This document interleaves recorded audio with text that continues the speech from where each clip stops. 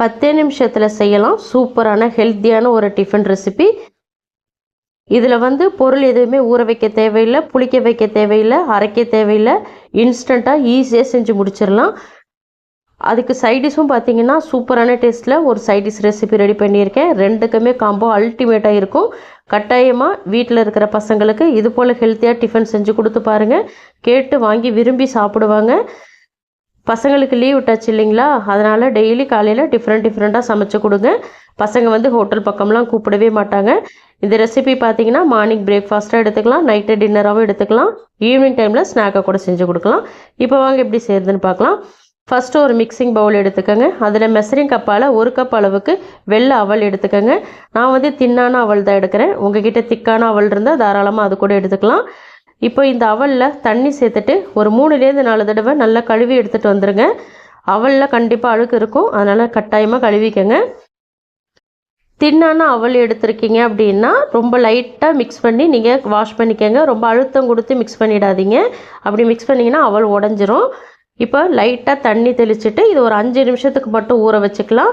நீங்கள் திக்கான அவல் எடுத்துருக்கீங்க அப்படின்னா இன்னும் கொஞ்சம் தண்ணி எக்ஸ்ட்ரா ஊற்றி ஒரு 15 நிமிஷத்துக்கு ஊற வச்சுக்கோங்க. இப்போ இந்த அவல் வந்து ஒரு 5 நிமிஷம் ஊறட்டும். அதுக்குள்ளே நம்ம இதுக்கு ஒரு சட்னி ரெடி பண்ணிட்டு வந்துடலாம். சட்னி ரெடி பண்ணுறதுக்கு இங்கே ஒரு பேன் ஹீட் பண்ணியிருக்கேன். இதில் வந்து 3லேருந்து 4 டேபிள் ஸ்பூன் எண்ணெய் சேர்த்துக்கோங்க. நான் வந்து ரிஃபைண்ட் ஆயில் தான் எடுத்திருக்கேன். நீங்கள் அதுக்கு பதிலாக நல்லெண்ணெய், கடலெண்ணெய் எது வேணாலும் யூஸ் பண்ணிக்கலாம். இப்போ அடுப்பை வந்து நல்லா மீடியம் ஃப்ளேமில் வச்சுட்டு வெந்தயம் வந்து ஒரு 10 வெந்தயம் சேர்த்துக்கோங்க. வெந்தயம் ரொம்ப அதிகமாக சேர்த்துறாதீங்க. காரத்துக்கு தகுந்த மாதிரி காஞ்ச மிளகாய் சேர்த்துக்கோங்க. வெந்தயத்தை வந்து கருக விட்டுறக்கூடாது. லைட்டாக செவந்து வந்ததும் வெங்காயத்தை சேர்த்துக்கோங்க. சின்ன வெங்காயம் வந்து 35லேருந்து 40 சின்ன வெங்காயம் எடுத்திருக்கேன். பூண்டுப்பல் வந்து ஒரு 25 பூண்டுப்பல் எடுத்திருக்கேன். பெருங்காயத்தூள் வந்து ஒரு 1/4 டீஸ்பூன் அளவுக்கு எடுத்திருக்கேன். இப்போ இது எல்லாத்தையுமே நல்லா கலர் மாறுற வரைக்கும் வதக்கி விட்டுக்கோங்க. மீடியம் அல்லது ஹை ஃப்ளேமில் வச்சுக்கோங்க.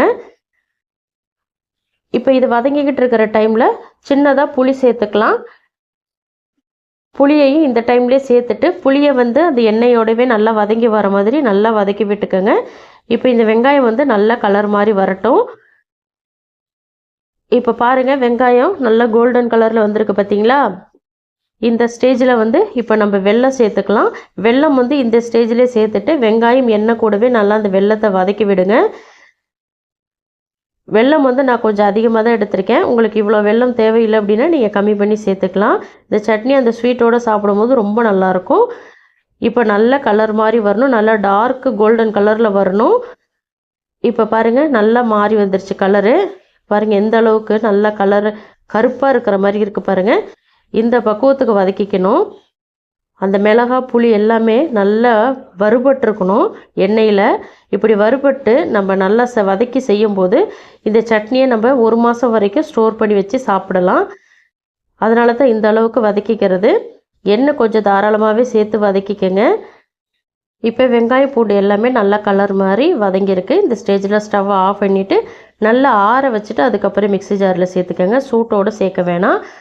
மிக்ஸி ஜாரில் சேர்க்கும்போது அந்த எண்ணெய் எல்லாத்தையுமே சேர்த்துக்கோங்க. எண்ணெய் வந்து தனியாக வடிகட்டிடாதீங்க. ஏன்னா நம்ம இதில் வந்து தண்ணி எதுவுமே சேர்க்க போகிறதில்ல, அந்த எண்ணெயை யூஸ் பண்ணி மட்டும்தான் அரைக்க போகிறோம். இப்போ வந்து தேவையான அளவு உப்பு சேர்த்துக்கலாம். உப்பு சேர்த்துட்டு ஒரு ட்ராப் கூட தண்ணி சேர்க்காம இதை நல்லா நைஸாக அரைச்சி எடுத்துகிட்டு வந்துடுங்க. அந்த எண்ணெய், வெங்காயத்தில் இருக்கிற தண்ணி, பூண்டில் இருக்கிற தண்ணியை அரைக்கிறதுக்கு போதுமானது. அதனால் தண்ணி எதுவுமே சேர்க்காதீங்க. நீங்கள் உடனே சாப்பிட போகிறீங்க அப்படின்னா தண்ணி தாராளமாக சேர்த்துக்கலாம். இல்லை ஒரு 2 வாரம் 3 வாரம் நான் ஸ்டோர் பண்ணி வச்சு சாப்பிடுவேன் அப்படின்னு நினச்சிங்கன்னா தண்ணி கொஞ்சம் கூட சேர்க்காதீங்க. தண்ணி சேர்த்து நீங்கள் அரைச்சிங்கன்னா ஒரு 2லேருந்து 3 நாளைக்கு நீங்கள் வச்சு சாப்பிட்லாம், ஒன்றும் ஆகாது. அதுக்கு மேலே வைக்க முடியாது. இப்போ நான் தண்ணி சேர்க்காம தான் அரைச்சிட்டு வந்திருக்கேன். இது அவ்வளோதான். இதுக்கு மேலே தாளிக்க தேவையில்லை. தேவைப்பட்டால் இதில் இன்னும் கொஞ்சம் நல்லெண்ணெயோ கடலெண்ணெயோ ஊற்றி நீங்கள் கலந்து விட்டு வச்சுக்கலாம். இப்போ சட்னி ரெடி ஆகிடுச்சு. இந்த சைடு பார்த்தீங்கன்னா அவளும் நல்லா ஊறி வந்திருக்கு. நான் மசிச்சு காட்டுறேன் பாருங்கள், எந்த அளவுக்கு மசியுது பார்த்தீங்களா. நல்லா சாஃப்டாக ஊறி வந்திருக்கு. இப்போ இதை நல்லா கையை வச்சு மசிச்சு விட்டுக்கோங்க.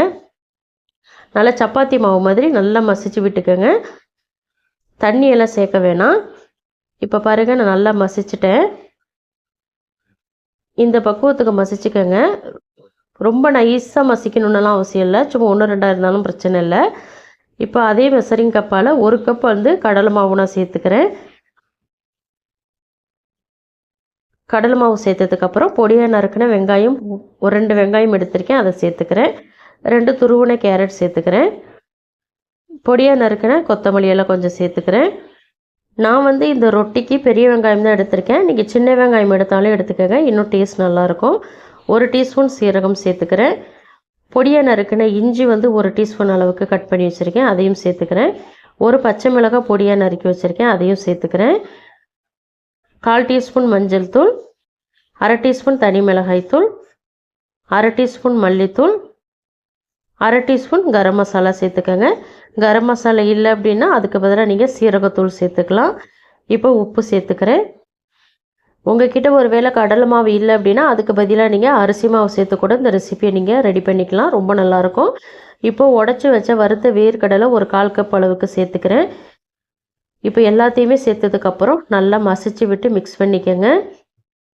அந்த வெங்காயம் கேரட்டில் உள்ள ஈரப்பதத்தை வச்சு எந்த அளவுக்கு உங்களால் மிக்ஸ் பண்ண முடியுமோ அந்த அளவுக்கு ஃபஸ்ட்டு மிக்ஸ் பண்ணிக்கோங்க. அதுக்கப்புறம் தேவைப்பட்டால் தண்ணி சேர்த்துக்கலாம். இப்போ நான் கலந்துட்டேன், எனக்கு ரொம்ப டைட்டாக இருக்கிறதுனால லைட்டாக நான் தண்ணி தெளித்து மறுபடியும் மிக்ஸ் பண்ணிக்கிறேன். தண்ணி வந்து கொஞ்சம் கொஞ்சமாக தெளித்து மிக்ஸ் பண்ணிக்கோங்க. ஒரு வேளை தண்ணி ஆயிடுச்சு மாவு அப்படின்னா அதுக்கு பதிலாக நீங்கள் கடலை மாவோ அல்லது அரிசி மாவோ சேர்த்து கலந்துக்கோங்க. இப்போ நல்லா மிக்ஸ் பண்ணிட்டேன் பாருங்கள், நல்லா சப்பாத்தி மாவு மாதிரி நல்லா சாஃப்டாக மிக்ஸ் பண்ணிக்கோங்க. இப்போ இதை அப்படியே பெரிய உருண்டைகளாக எடுத்து உருட்டி தோசைக்கல்லில் வச்சு டைரெக்டாக தட்டி எடுத்துக்கலாம். அப்படி இல்லைன்னா நீங்கள் இலையிலையோ அல்லது பட்டர் ஷீட்லேயோ வச்சு தட்டிக்கோங்க.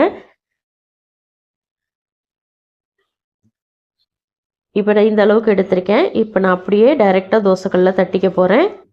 உங்களுக்கு விரலில் ஒட்டுற மாதிரி இருந்துச்சுன்னா எண்ணெய் தடவிட்டு அதுக்கப்புறம் நீங்கள் தட்டினீங்க அப்படின்னா விரலில் ஒட்டாமல் வரும். நல்ல மெலிசாக தட்டி விட்டுக்கோங்க, அப்போ தான் நமக்கு வந்து ஈஸியாக நல்லா குக்காகி வரும். இப்போ எண்ணெய் சேர்த்துக்கிறேன். எண்ணெய் உங்கள் விருப்பத்துக்கு தகுந்த மாதிரி அதிகமாகவோ கம்மியாகவோ சேர்த்துக்கோங்க. நான் எடுத்துருக்கிறது ரிஃபைண்ட் ஆயில் தான். உங்களுக்கு எந்த எண்ணெய் தேவையோ எந்த எண்ணெய் யூஸ் பண்ணுவீங்களோ அந்த எண்ணெய் யூஸ் பண்ணி இந்த தோசையை வந்து நீங்கள் ரெடி பண்ணிக்கோங்க, இந்த ரொட்டியை. இப்போ ஒரு சைடு நல்லா குக் ஆகிடுச்சு, இன்னொரு சைடு திருப்பி போட்டு அந்த சைடும் நல்லா குக் பண்ணிக்கலாம். வெளியில் நல்ல கிறிஸ்பியாக இருக்கும், உள்ளே சாஃப்டாக இருக்கும், ரொம்ப அருமையாக இருக்கும். அந்த கடலையோடு கடித்து சாப்பிடும்போது கட்டாயமும் உங்கள் குழந்தைங்களுக்கு இந்த ரெசிபியை செஞ்சு கொடுத்து பாருங்கள், விரும்பி சாப்பிடுவாங்க. இந்த சட்னிக்கும் இந்த ரொட்டிக்கும் அவ்வளோ டேஸ்ட்டும் சூப்பராக இருக்கும். இப்போ நான் பிளேட்டுக்கு மாற்றிக்கிறேன். பசங்களுக்கு மட்டும் இல்லை பெரியவங்க கூட விரும்பி சாப்பிடுவாங்க. இந்த சட்னி ரெசிபியை பார்த்தீங்கன்னா இட்லி, தோசை, ரைஸு, சப்பாத்தி எல்லாத்துக்குமே வச்சு சாப்பிட்லாம், அவ்வளோ அருமையாக இருக்கும். நீங்கள் ரைஸ்க்கு வச்சு சாப்பிட்டீங்கன்னா இந்த சட்னியை கொஞ்சமாக சேர்த்துட்டு அது மேலே நல்லெண்ணெய், கடலெண்ணெய் ஏதாவது ஒன்று எண்ணெயை நீங்கள் சேர்த்துட்டு அதுக்கப்புறம் மிக்ஸ் பண்ணி சாப்பிட்டீங்க அப்படின்னா ரொம்ப நல்லாயிருக்கும். கண்டிப்பாக இந்த ரெசிபியை ட்ரை பண்ணி பாருங்கள். ட்ரை பண்ணி பார்த்துட்டு உங்கள் ஃபீட்பேக்கை மறக்காமல் எனக்கு கமெண்ட்டில் சொல்லுங்கள். இதுபோல் இன்ஸ்டண்ட்டான ஹெல்தி டிஃபன் வந்து நம்ம சேனலில் நிறையவே நான் அப்லோட் பண்ணியிருக்கேன். டிஸ்கிரிப்ஷன் பாக்ஸில் லிங்க் தரேன், மறக்காமல் போய் செக் பண்ணி பாருங்கள். இந்த ரெசிபி கட்டாயமாக உங்களுக்கு பிடிச்சிருக்கும் நம்புகிறேன். பிடிச்சிருந்தால் லைக் பண்ணுங்கள். உங்கள் ஃப்ரெண்ட்ஸ் அண்ட் ஃபேமிலி மெம்பர்ஸ் எல்லாருக்குமே நிறைய ஷேர் பண்ணிவிடுங்க. இதுபோல் இன்ட்ரெஸ்டிங்கான ரெசிபிஸ் தெரிஞ்சுக்கணும்னு நினச்சிங்கன்னா மறக்காமல் அனிதா டேஸ்டி காரல் தமிழ் சேனலை சப்ஸ்கிரைப் பண்ணி ஃபாலோ பண்ணிக்கோங்க. தேங்க்ஸ் ஃபார் வாட்சிங் ஃப்ரெண்ட்ஸ். நாளைக்கு இன்னொரு இன்ட்ரெஸ்டிங்கான ரெசிபிஸோடு சந்திக்கிறேன். பபாய்.